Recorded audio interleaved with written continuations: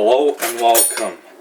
This is sandwich called How to Make Egg and Chicken Salad Sandwich. First thing you gotta do is you put on the mayonnaise.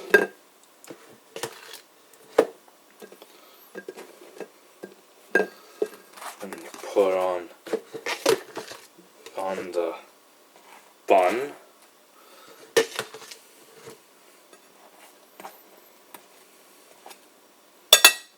Then after that,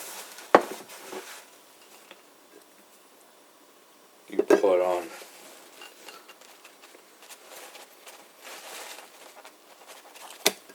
the egg. Then after that, you put on the chicken salad.